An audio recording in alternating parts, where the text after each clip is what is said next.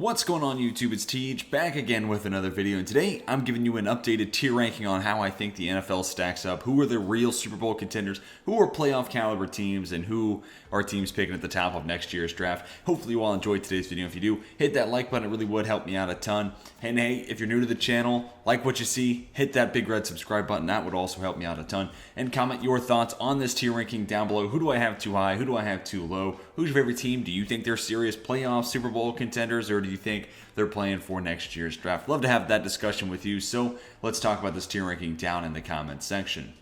So, just for a point of clarification, Elite, we'll go ahead and call that, Super Bowl frontrunners, teams that have a legit pathway there. Contender, teams that could be in the mix. Fringe contender, we'll just call playoff caliber teams where I think they can make the postseason, but that's probably about it, the ceiling for them. Competitive, around the playoff hunt, below average, not very good. And number one pick, teams that I would put at the bottom of the barrel, fighting for, maybe not necessarily the number one overall pick, but, top 5 picks inside the NFL draft. So, without further ado, let's jump right into it and start by talking about the Tennessee Titans.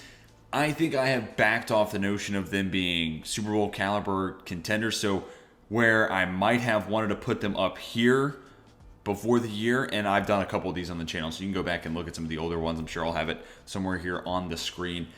I'm thinking they're probably closer to fringe contender, just because I think they still win that division. The AFC South right now is the worst division in football. To me, it's pretty clear. So I think they make the playoffs.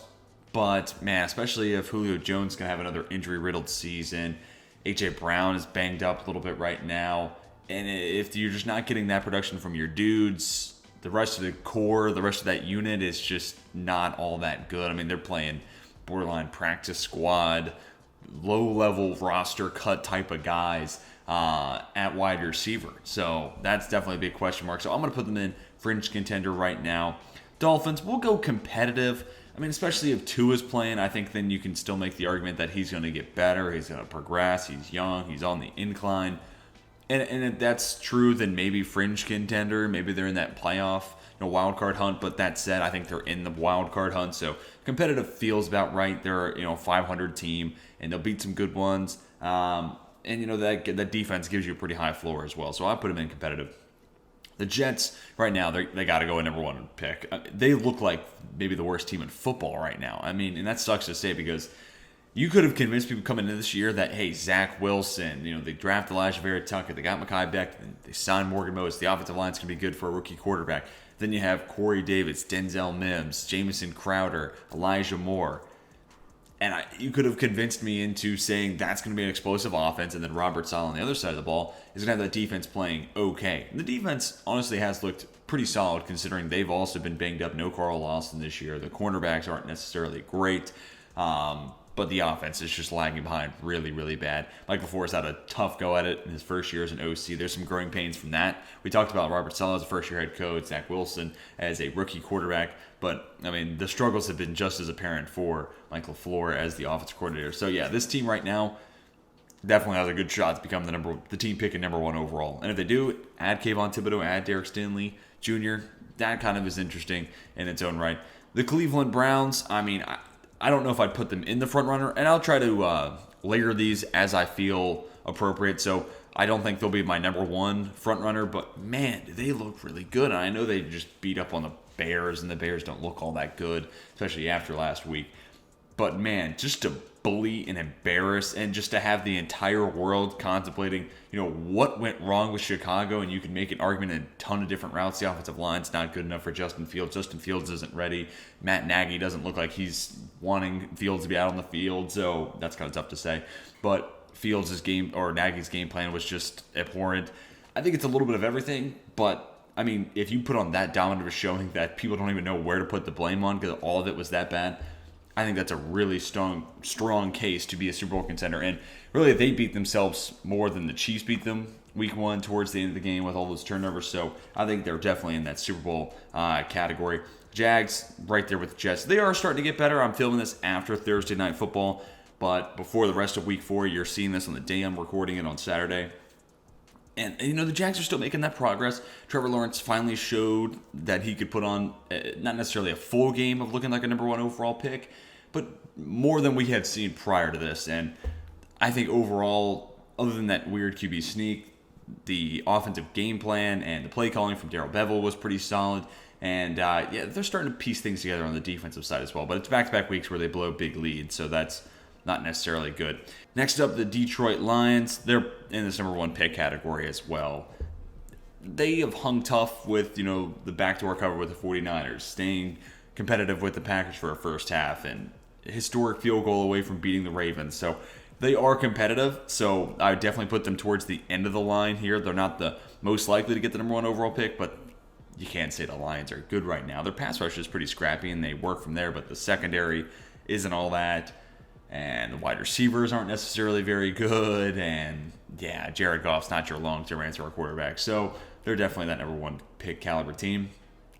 And then we get to the Minnesota Vikings, who right now I think I have to put them in competitive. But if you've been around the channel for a while, I was really high on this Vikings team coming into the year. I thought they were for sure a high seed, wild card contender, maybe a game or two away from taking the NFC North away from Green Bay. And that was with me saying Green Bay is going to be a 12-13 win team. And right now it hasn't totally been there, but at the same side, a couple of weird calls and officiating reviews that changed the course of the game week 1 against the Bengals. And then if their kicker can just nail home a mid-30 yard field goal week 2, this team has a pathway to being 3-0. And it's not all that far. I mean, they're not 3-0, but it's not egregious to see those possibilities coming to life. And then you say, okay, well, Minnesota's pretty good. So I'm actually going to move them up ahead of Miami when it comes to this competitive. But I still think there might be a pathway for them to making it into the playoffs. And maybe then you're saying fringe contender, not serious Super Bowl contenders. Again, we're talking about front runners, teams that need a little bit of help, teams that need a lot of help pretty much. And I just don't know if I see the Super Bowl in the horizon, though, for Minnesota. So that's why they go into competitive.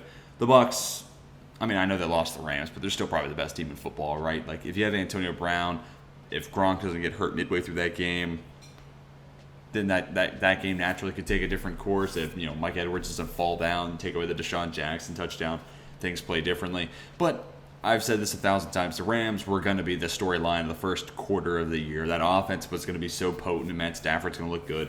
It's going to steal headlines. So it doesn't really surprise me that they lost. And I think if they met again in the playoffs, I would feel confident with the Bucs coming out and be able to win. Plus, you add Richard Sherman, some good cornerback depth, another guy in the mix, especially while you have some injuries. Especially if Sean Murphy-Bunting misses some more time, I'd really be interested to see. Sherman has never played in the slot on a heavy level, but 6'3", physical, can tackle well. Not necessarily as good an athlete. Maybe has lost a step compared to where he used to be. So maybe playing him in the slot's a nice way to try to take him away from the boundary and minimize where his speed might be lacking and allow him to be a physical run-stopping guy and a perfect fill-in for Sean Murphy-Bunting. That's just a thought. I don't know if it will actually come to fruition, though.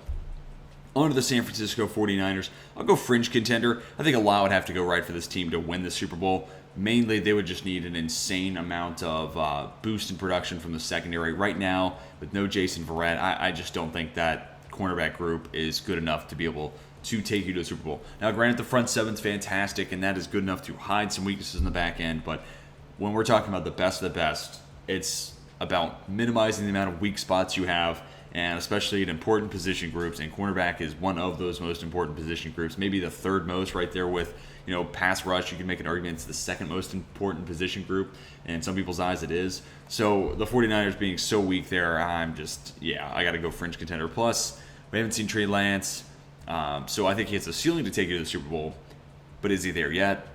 We don't know because we haven't seen him. And Jimmy Garoppolo, I'm not sure. That run in 2019 might have been the best of Jimmy Garoppolo in regards to taking a team potentially to the promised land. But I will move them ahead of the Titans. It's probably a little bit more likely than Tennessee.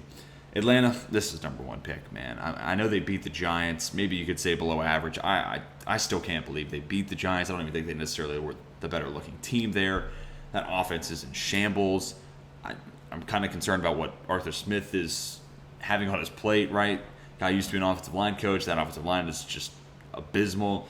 They haven't completed a pass more than 20 yards down the field at the time of this recording. They've only attempted 3 of them. That's just not what you should do with Calvin Ridley, Kyle Pitts. And there's some talent across that offensive line. It really shouldn't be as bad as it is.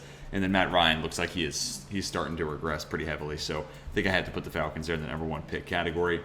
Baltimore Ravens, we'll go contender. I think where they need some help here in this contender slot is they need Rashad Bateman back, and he needs to be able to make an impact right away. Like, I'm not saying he has to be Jamar Chase and that big play guy, but he needs to be somewhere there close where he can be a plug-and-play, big impact type of guy. Maybe not the big boom plays you're getting from Chase, but a guy who on 3rd and 6 can help you move the chains in a big passing situation. And if they get that, then you're looking at a spot where this team is really, really good. I mean, that running game is just going to make big plays with Lamar Jackson, and Tyson Williams looks like a gem in the rough that they found. And, Latavius Murray, is a dependable veteran. We know what we're going to get out of him. So I think the Ravens have a pathway to there to win the Super Bowl, but they're going to need some help along the way for sure. Washington football team, below average. They've really disappointed me. That defense, specifically the secondary, is just way worse than I thought it was going to be. They're winning up front, and they're getting pass rush, and they're causing pressure. But William Jackson the third has struggled. Kendall Fuller hasn't necessarily looked great. Landon Collins is getting exposed. John Bostic is getting picked on. So the back seven for Washington is really holding them back. And because of that, plus Taylor Heineke, below average is about right. And I'll put the Chicago Bears there, but I'll put Washington out in front of Chicago. Both teams have pretty solid defenses, can create some pressure. Khalil Mack is, still a really good player. Akeem Hicks gets it done, especially in the run game. And where I'll say Chicago has a leg up on Washington is Jalen Johnson looks like a cornerback one. Right now, Washington football looks like they're lacking a CB1, like a clear-cut, shut-down guy. But that said, we've seen Eddie Jackson get moved around and try to do so much. And him and Minka feel like they're kind of in the same spot in the sense that if you just let these guys be playmaking, ball hawking, free safeties, they're really, really good at creating turnovers. But it's when you try to ask them to do everything and move all over the field that you make their assignment so much harder, and then it creates holes and problems elsewhere on the field. So it's kind of interesting how you look at both those teams. And while we're talking about the Steelers are below average as well. Go ahead and just move ahead a little bit there. Big Ben is not very good. And the Bears and the Steelers in a lot of ways do feel similar. Good defenses, lots of question marks at the quarterback position. At least Chicago has a guy who potentially could be the long-term answer. Pittsburgh, their franchise guy of the future is not on the roster right now. Unless Mason Rudolph, Dwayne Haskins really show something over the next couple of weeks if they get out in the field. I don't think the long-term answer is on the roster. So these two teams feel like they belong next to one another in something like this. The Cincinnati Bengals, you know what? I'll go competitive. That defense is a lot scrappier than I thought it was going to be. Trey Hendrickson gets a sack on Thursday night. I'm starting to like his game a lot. I don't know why he's kind of growing me. You know who is growing on me, though? Logan Wilson. This guy was drafted as this high upside freak athlete. Not necessarily freak athlete, but high athletic traits and someone who could fit what the NFL wants in a modern linebacker. But there wasn't a whole lot of college production, and he was super raw. But now we're starting to see him piece together, and I was a little hesitant to really fall and think that Logan Wilson was going to be a big playmaker this year for Cincy, because against Pittsburgh, when people start getting his attention, or he starts getting people's attention, one pass is from Big Ben straight into Logan Wilson's gut. So, how much of a dynamic playmaker do you have to be there just to swallow a pass right into your gut? But then against Jacksonville, he's making some big stops, especially on that quarterback sneak, and it just feels like he's all over the field, and that athleticism is starting to show. So I'm really intrigued by what Wilson could grow into. And the secondary overall has been okay. It's been good enough. Jesse Bates III is still a really good player. And then the offense, you're getting big plays, and you're not asking Joe Burrow to do everything. You're not asking him to drop back 60 times like at times he was last year. And Joe Mixon's a nice element between the running and passing game, of course. He's super talented. So I don't know.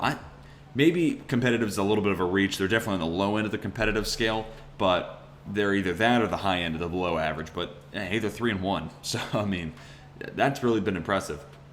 The Dallas Cowboys, I'm going to go contender.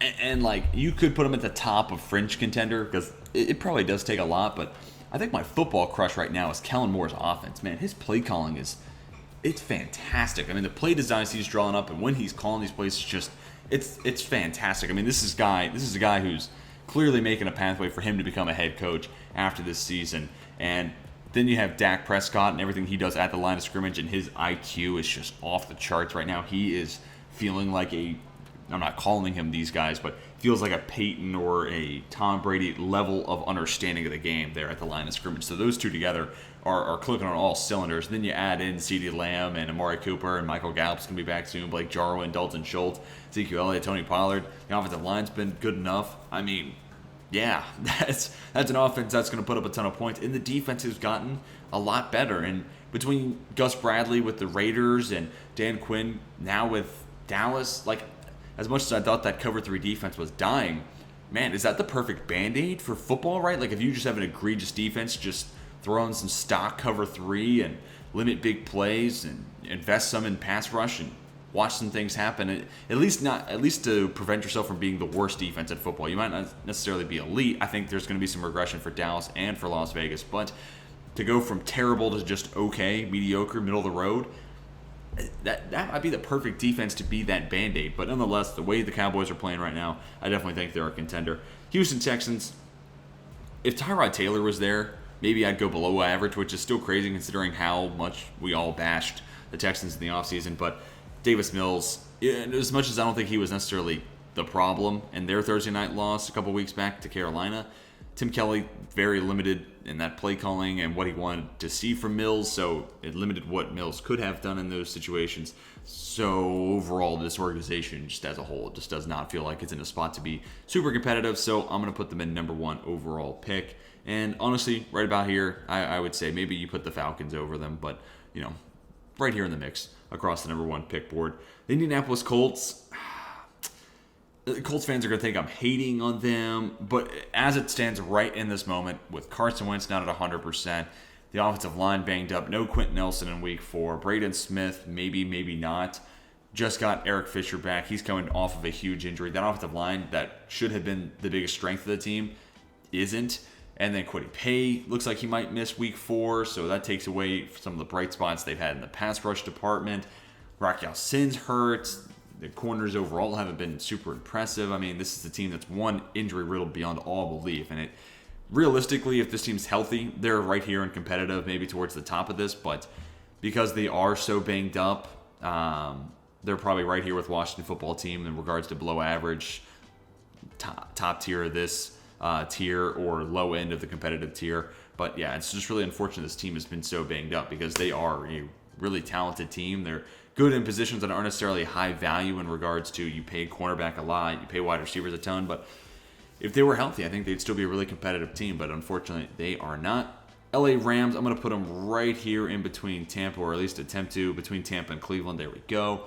I mean, they beat Tampa, but like I said earlier, if they made a postseason in Tampa, give me the Bucks. I think things will eventually start to slow down when it comes to that offense. They'll get, I don't want to say figured out, but teams will catch on to what they're doing and find different ways to try to limit those big plays and everything that McVay, Stafford are trying to work towards. And, the defenses looked fantastic. How long can it be a two-man show between Ramsey and Donald? And also, Micah Kaiser has looked pretty good this year. So I don't know. Maybe that defense is more than just those two. But as of right now, they're definitely a Super Bowl contender. I wouldn't necessarily make them the front runner, but they are in a pack of front runners, no doubt about it in my eyes. Chargers, I think they're contenders, man. Maybe top-end fringe, but Herbert looks fantastic. The offensive line, I think it's only going to continue to get better. They already look exponentially improved for where they were last year, but I think they're going to continue to get better as they gel and add some more chemistry. Austin Eckler looks like what we expected from Austin Eckler. Mike Williams has gotten out to a big start of the year, and if he can be a good wide receiver too, 1, good for him contract year, 2, does a ton to help out this offense to take some of the workload off of Keenan Allen's shoulders. And then the defense, I thought it was going to take some time for Brandon Staley to get his defense into place and move players around and just have it all come together. But honestly, it's looked really good from the jump. And that's scary because just like that offensive line, I think it's going to continue to grow and gel and improve as we go week by week. Asante Samuel Jr. looks like a big playmaker just right off the jump. No rookie cornerback struggles, at least as of right now. Things could change, obviously. But yeah, I think there's, a few things that would have to go their way for them to win the Super Bowl, obviously. I mean, winning the Super Bowl is like a 16-leg parlay. You need a lot of luck. But that said, they may not be front runners, but they beat a team that's about to be put in the front runner category despite their early season struggles. But the Chargers looking really good. Raiders, I'll put in contender. They might also be high-end fringe. I think we're going to start to see that pass rush regress. Max Crosby's gotten a ton of favorable matchups. Literally go back and look at the right tackles he's faced. They include Storm Norton this week, Chukwuma Okorafor, who is one of the worst starting tackles in the NFL. He got Alejandro Villanueva in his first ever start at right tackle, right? So he's gotten some help along the way, but he also has looked really good. Yannick Ngakoue has been a really nice signing. I loved when they signed him in the offseason. He has looked up to the billing. Casey Hayward Jr., one of the most underrated acquisitions this offseason period. He's been stellar. Javon Mullen's a really good cornerback too. Nate Hobbs doing his thing in the slot. Javon Merrick, Jonathan Abram, the safeties have been all over the place. I think this defense, again, I think the pass rush is going to regress a little bit, but that doesn't mean they're going to go back to being terrible. I think they're going to go from one of the better defenses in football right now to just middle of the pack or low end, really good, right? In that like 10 to 12 range if you were to rank them at the end of the year. But I've been really impressed. Plus the offense looks great. John Gruden has done a fantastic job calling plays, drawing things up. Derek Carr is playing like an MVP candidate right now. And Brian Edwards, Henry Ruggs, those guys have gotten it done, especially against man coverage. And Darren Waller's a beast. And even without Josh Jacobs, they've been able to do a lot with those running backs. Kenya Drake's been a nice addition as a pass game option too. So really been impressed with the Raiders. I think they'll, by the end of the year, probably be down in this fringe contender category. They'll need a lot of things to go right if they want to win a Super Bowl compared to just some things. But overall, I have to give credit where credit is due. Kansas City Chiefs, I'm going to keep them in elite, right?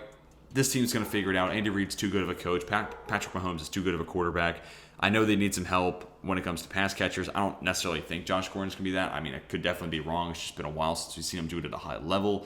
So odds are definitely stacked against him. But if he were to come onto the scene and be a big help and be a clear-cut wide receiver too, that would be huge because this team feels like they need a third option on the offensive end. But this team is going to figure it out. The defense needs to improve. Maybe it's a trade to get an edge rusher and you can move Chris Jones back to the interior or just someone to play opposite of Chris Jones on the edge. They need some pieces to line up, and they need to probably make some moves around the trade deadline or sign a veteran that's still available.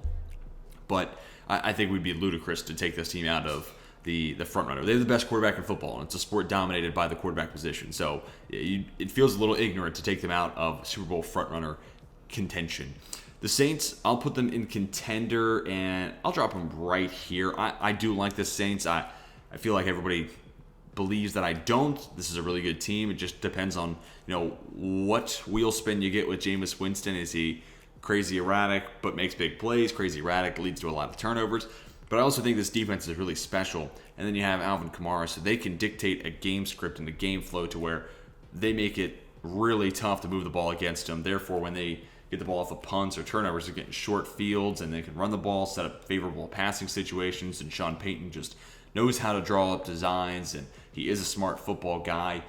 And all that leads to situations where Jameis doesn't have to be a hero, because when he plays hero ball like he did week 2 against Carolina, you get some of the weird, quirky, you don't know what Jameis is doing type of moments. But on the other end of the spectrum, when he doesn't, and he's playing from ahead, and he can just be a really talented game manager, he can do some special stuff, and he can put up some gaudy numbers. So I think this team has the talent on the roster and the star power to put Jameis in that type of situation where he can succeed a lot. So I'll definitely put them in contender. But if we're talking low-end Jameis, then probably in this competitive tier. The Giants, they lost to the Falcons, so I got to put them a number 1 pick. I mean, that sucks to say because there's a lot of talent on that defense, though I know they haven't necessarily lived up to billing for how good that defense should be. But Daniel Jones has looked really good. Seen some good moments from just about every pass catcher except for Kadarius Toney and Evan Ingram, but Ingram just looks like he needs to get out of New York. It doesn't even look like the fan base wants it there. And Kadarius Toney doesn't feel like a good fit for the Jason Garrett offense, which to me, I think they should move on from Jason Garrett anyways, but who cares what I think. But overall, this team's just been a disappointment. And like how good teams find ways to win, this Giants team just find ways to lose. Now, they were robbed against Washington football team, and maybe I should have them up over WFT in this tier ranking, but they lost that game, right? And it was a bad call. Dexter Lawrence wasn't offside, but no matter how you slice it, they're 0-3, and they should have beaten the Falcons, and they didn't, right? So, I don't know. Really been disappointed with the Giants this year. Below average, let's go with Philadelphia. I'll put them just ahead of Pittsburgh. I think there's a lot of really good veteran players in that defense that gives you a pretty nice floor. And when they want to run the football with Jalen Hurts and Miles Sanders, I think they will find some offensive success and they can build play action RPOs with Devonta Smith, Jalen Reagor off of that. But right now it just seems like, at least off the Monday Night Football game when we last saw them against the Cowboys, they were weary of running the football, which doesn't make any sense. It's their biggest strength on that side of the ball. But I don't know. I definitely don't think this is like after week one, they probably would have been this competitive to maybe low-end fringe tier. But that win, not necessarily a total fluke, but definitely an aberration to where they actually are as a football team. Denver Broncos, I'll put them in fringe contenders. This week, we'll see. Right, and same thing with the Raiders, right? If the Raiders beat the Chargers, then all right. Like, even if I think the pass rush is going to regress, then that offense is clearly good enough to do a whole lot more.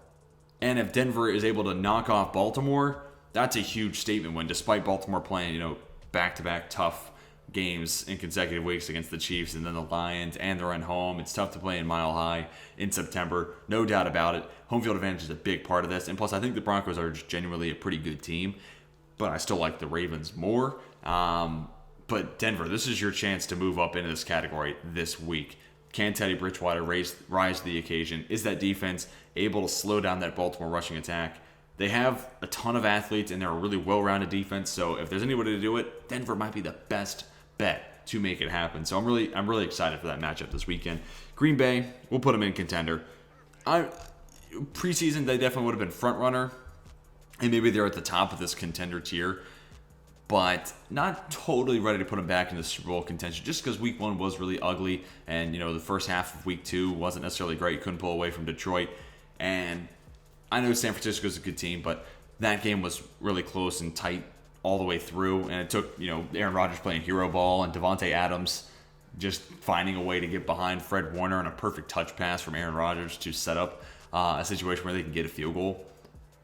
If not for the dudes doing dude-like things, where's this team at? Probably below average, maybe even number one pick. I mean, it's just amazing to see how star-studded teams can just be this good. Like them in LA are just carried by their guys. Tennessee to an extent. We haven't seen it totally in full strength for the Titans though. But man, I think Green Bay is still a really good team, and if they can continue to get better and week by week can find fixes for some of their weaknesses, then when we do this again in a few weeks' time, I'll put them up in elite in that front runner category. The Carolina Panthers, this is the team that probably hates me the most. Their fan base wants to let me know how much of an idiot I am, which it's fine. I don't mind. Carolina, I'll put them in fringe contender. I'm really tempted to put them in competitive. Right? They have beaten up on some bad teams outside of the Saints, so the Saints are higher here. I understand Carolina beat the Saints, but I also think they got New Orleans when they had been 20 plus days away from home because they couldn't go back to New Orleans due to the hurricane situation down in NOLA. On top of that, they dictated the game flow, and yes, their pass rush was relentless. They ran the same blitz 3 times in a row, and New Orleans couldn't have an answer. Yes. But when these two teams see each other again for the second time this year, that won't happen. I promise you it won't happen. John Payton's too good of a coach. They're going to make the proper adjustments. They're going to keep others in to block. There's going to be a fix there. And I think once Carolina, not necessarily this week, I don't know if the Dallas defense is that good, but once this team starts playing competitive teams, Sam Darnold, that offense might get necessarily figured out, but there will be some answers for what they're doing. Joe Brady, though, has done a fantastic job, and I don't want to take anything away. So while I have just been kind of piling on why I don't think the Panthers are all that legit, Sam Darnold, like I said before the year, is having the best season of his career because he's in the best situation. The offensive line isn't good, but it hasn't lost you games. Obviously, you're 3-0. The pass catchers, fantastic. And then, add C.J. Henderson on the defensive side. We won't see J.C. Horn, but C.J. Henderson's a nice guy to work with Horn down the line. The pass rush has been fantastic. Shaq Thompson has been electric, one of the best players in football, bar none. I don't care what position he plays. Shaq Thompson has been elite. End of question. That's the end of the sentence. So, as much as I am knocking the Panthers, they've also done a whole lot to be better than what I expected them to be this year. And a ton of credit has to go to Matt Rule, Joe Brady, Sam Darnold, everybody in that building. So I'll put them in fringe contender. Hey, if they knock off the Cowboys, we can have this discussion again in a week's time. Arizona Cardinals, I'm going to also put them in fringe, and then probably right around here. This is another team that feels like the record's better than the team itself. But I give credit to Cliff Kingsbury. He has adapted the offense where he has needed to, but also where he hasn't needed to, right? Like Rondale Moore is just a better fit for those short screen plays that they were given to Larry Fitzgerald. Just makes sense. And then he has some big play ability, so him and Kyler can do weird things when the play breaks down and make big plays happen when Kyler Murray is breaking the pocket. But the defense has been really impressive, and I think there will be some regression in regards to their coverage stats. They're one of the top 3 teams in the league per PFF coverage ratings.